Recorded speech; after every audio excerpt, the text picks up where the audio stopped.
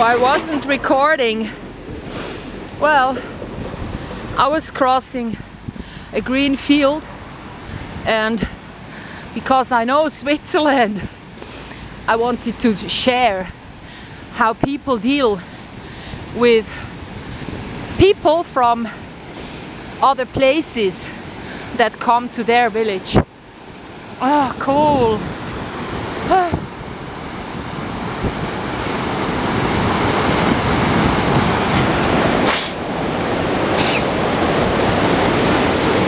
So they would like, when they sit in the restaurants and in villages like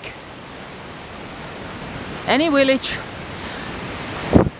I can imagine down the valley, there is like at least 2 restaurants. You know, like people are never ever the same,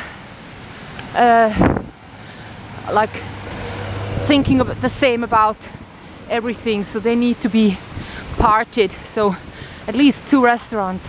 So in the restaurants you find this so-called Stammtisch, and on there people sit that really feel at home in that restaurant and that wanna belong to that Stammtisch crowd. So the Stammtisch differs from restaurant to restaurant, but it always exists. It's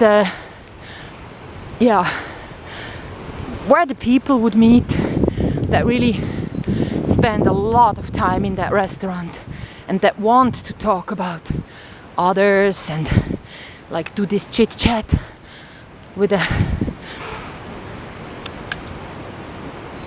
owner of the restaurant.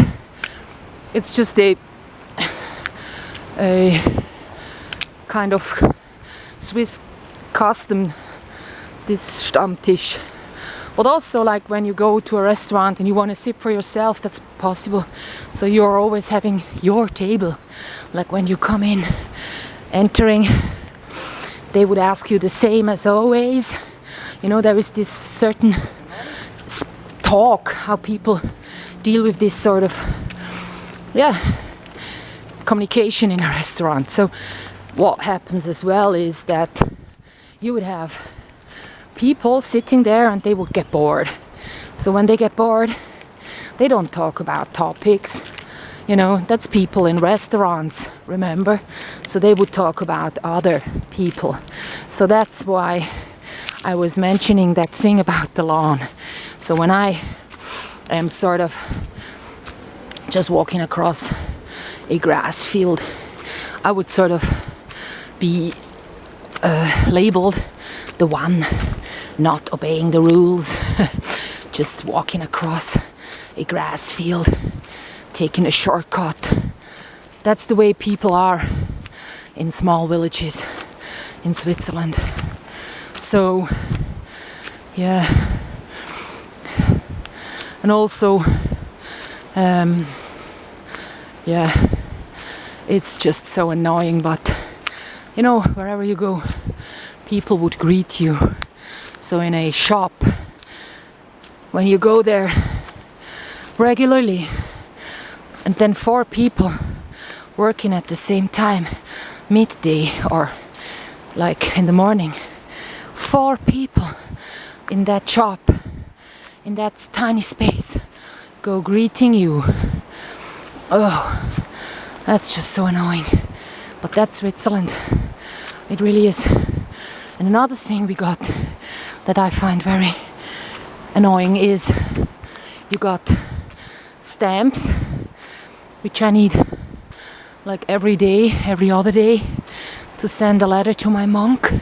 So I was putting a stamp on a letter just before, and now I need to decide, is it gonna be A or B delivery? So A would be fast, B would be slower. So living in a village like this, if you go A, it's the same as if you go B. It's just when festivities come up, like Christmas and stuff, if then you have B on your letter It actually might take a week, because until all the A letters are delivered, nothing happens to your B letter. It's all electronically managed, so you don't have a choice. And yeah, so but they don't tell you. It's like 50 or maybe 75, 90%, I don't know how much of the throughout the year you would go perfectly fine, just B delivery, just 85 wraps, stamps. So you never know, is it Easter or Christmas, just those two festivities when you have to be doing it A, so that it doesn't spend a week at the post office center station. You know, how would I know? It's hot and I'm out of breath already. I just started walking up. So yeah, now I told you about these funny customs, 3 things that I find annoying in Switzerland, because it's just a time waste to greet every single person you meet, because it doesn't make me feel more assured about my safety when people greet me in the villages. No, not really. In the cities, people won't greet you. They just let you do your thing.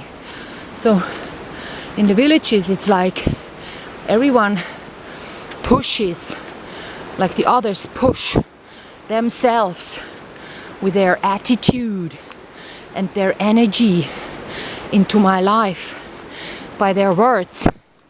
Here we go again. This time we're gonna use it. As I said to myself, I don't want to stress myself, because the cat is about, like at this time of the day he would appear and he would be like wanting to get in and demanding food. Yeah. Later on I'll do a video and I'll tell you about how the cat demanded to be let in.